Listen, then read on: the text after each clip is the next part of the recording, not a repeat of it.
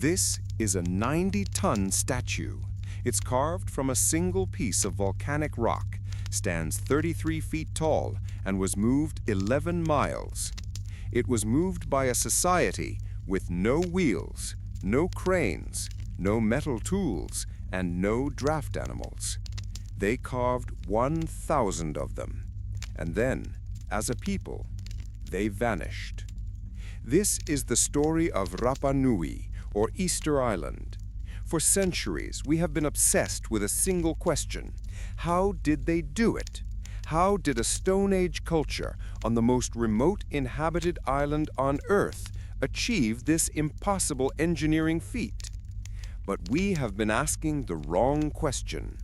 The real mystery isn't just how they built them, it's why they built them, even as their world was collapsing.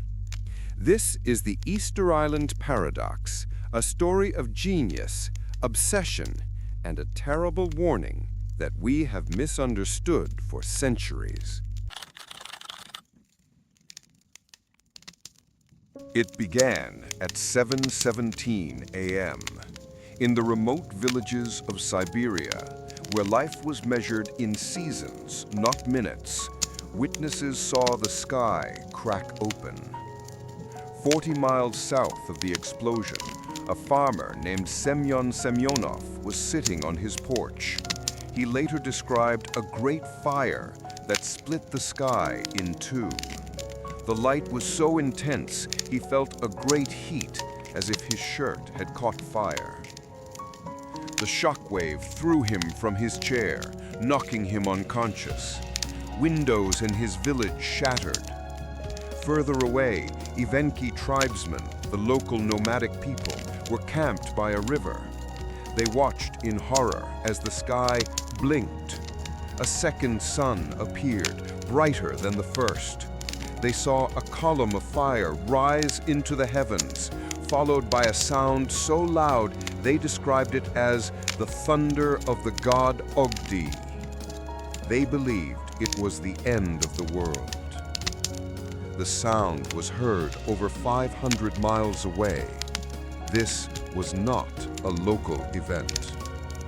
In London, people reported the night sky was so bright they could read a newspaper by its eerie glowing light at midnight.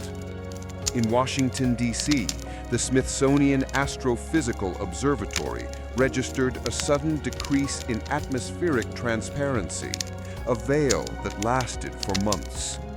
And in Germany, sensitive instruments recorded a seismic shock followed by an atmospheric pressure wave that traveled around the globe twice. The world knew something colossal had happened. But where and what? Russia, at the time, was a chaotic storm of political unrest, revolution, and war. The Tsar had little interest in sending a scientific expedition to investigate a thunderclap in a part of the world no one cared about. The blast site, one of the most remote places on Earth, remained a ghost story, a local legend. The greatest explosion in modern history was ignored. The story of the Tunguska investigation is the story of this man, Leonid Kulik. Kulik was a Russian mineralogist, a man of science, but also a romantic. In 1921, he stumbled upon the old, forgotten newspaper reports of the 1908 blast. He became obsessed. He was convinced that a giant iron meteorite had struck the Earth. A meteorite of that size would be worth a fortune to the new Soviet government and a scientific treasure. He spent 6 years begging for funding. Finally, in 1927, Kulik launched his expedition. This was not a simple trip. This was a journey into an almost uncharted wilderness. His team battled through 400 miles of brutal, mosquito-infested swamps, guided only by the vague directions of the local Evenki people, who refused to go near the cursed site. After weeks of travel, Kulik and his team crested a final ridge, and they saw it. It was a scene of utter, silent devastation. As far as the eye could see, 80 million trees were flattened. Stripped of their branches, they lay like matchsticks, all pointing away from a single central point. But Kulik, pushing his way through the devastation toward the epicenter, found something that made his blood run cold. He was looking for a crater, a giant hole miles wide, the kind of impact pit an object that powerful must have left behind. There was no crater. Nothing. At the very center of the blast, where the impact should have been, there was only a patch of scorched, standing trees. Stripped of all their branches, they stood like a forest of silent, dead telephone poles. The locals called it the telegraph forest. Kulik was frantic. He spent the next decade launching more expeditions, draining swamps, desperately searching for the iron meteorite he knew had to be there. He never found it. Not a single fragment, not a speck of iron. Kulik's theory was wrong. The scientific world was baffled. If it wasn't a giant iron rock, what could possibly cause this much destruction and then vanish without a trace? When conventional science fails, the imagination runs wild. And in the 20th century, Tunguska became the ultimate blank canvas for our greatest fears and fantasies. The mystery was simple. How do you get a massive explosion without an impact? The answer for many was that it wasn't from this world. Theory 1, the alien spacecraft. This became a staple of Soviet science fiction, most famously proposed by writer Alexander Kazantsev. The theory, an alien ship suffering a catastrophic engine failure entered our atmosphere. The crew, in a final heroic act, steered their dying vessel away from any populated areas, exploding mid-air to save humanity. It's a great story, but there is zero evidence. Theory 2, the antimatter bomb. In 1965, physicists proposed a truly mind-bending idea. What if a small piece of antimatter, the mirror opposite of regular matter, had drifted through space and collided with our atmosphere? The resulting annihilation, the complete conversion of matter to pure energy, would create a 12 megaton blast and leave absolutely nothing behind.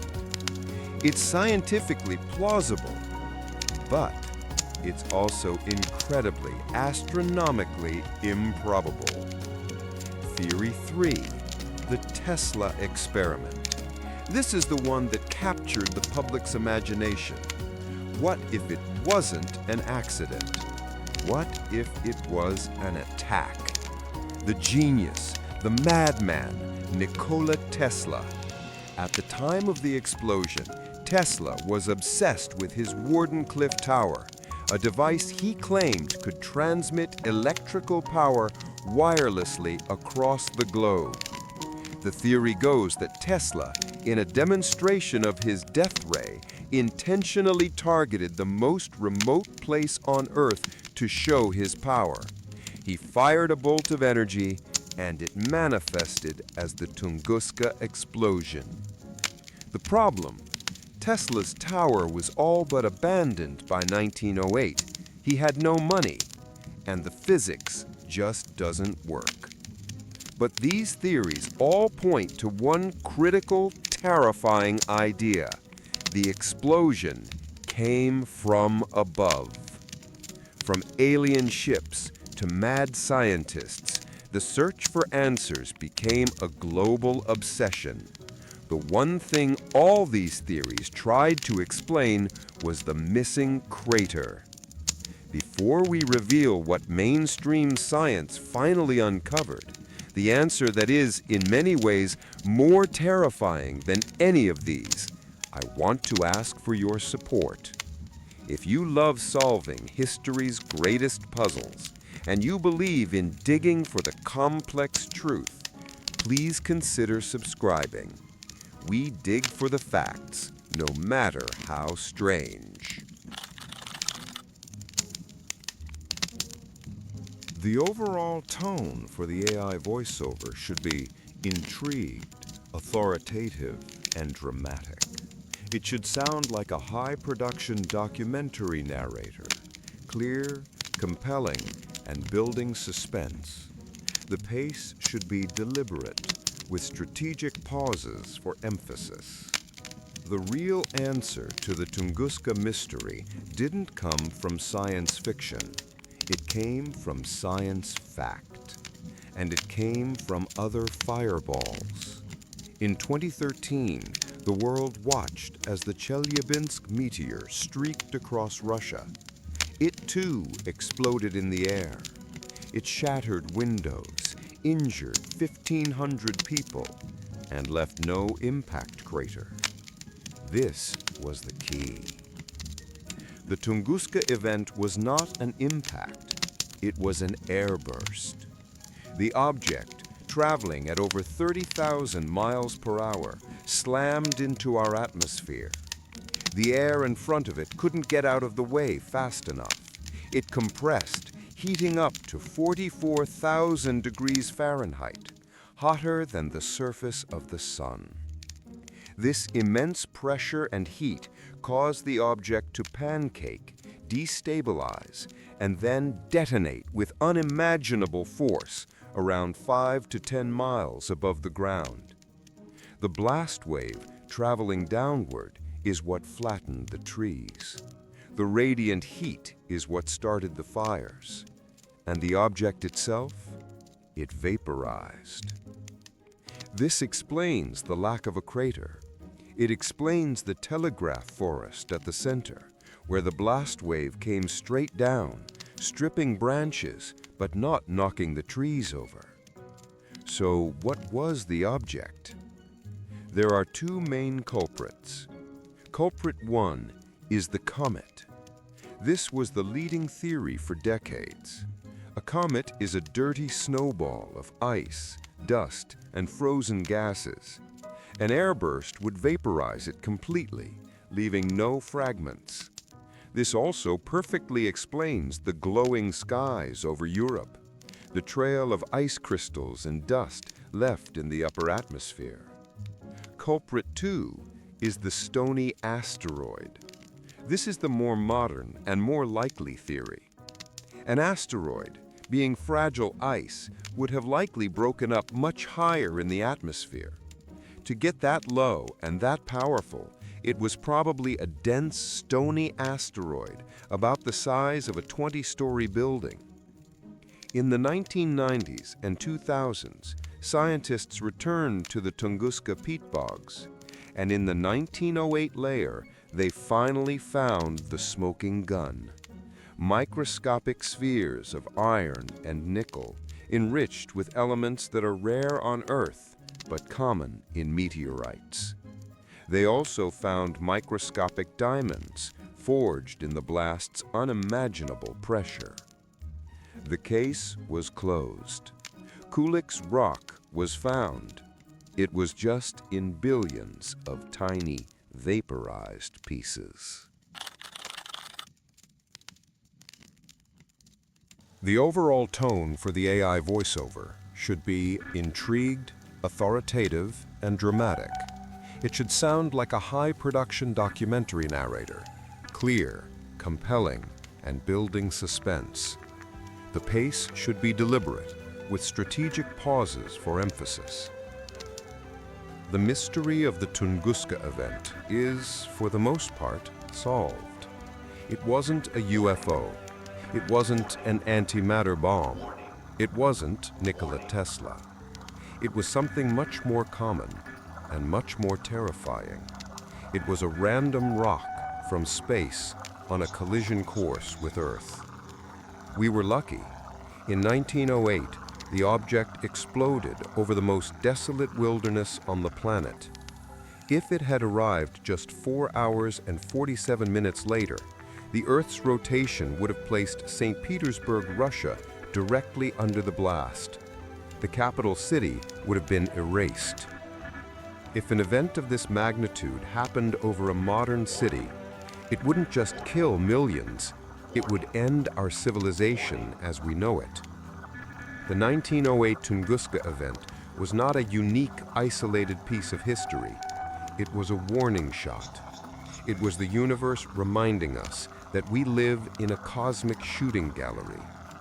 The Chelyabinsk event in 2013 was another. Tunguska-level events are not rare. Scientists estimate they happen every few centuries. The mystery is solved, but the real lesson is a terrifying one. The question is no longer what happened at Tunguska. The question is, when will it happen again, and will we be ready? Thank you for joining our investigation into the largest explosion of the modern age. What do you think? Was it a comet or an asteroid? Or do you believe one of the wilder theories still holds the key? Let us know your thoughts in the comments below. And if you want to keep exploring more of our world's greatest deep dives into the unknown, be sure to subscribe and turn on notifications. We have a lot more digging to do. Thank you for watching.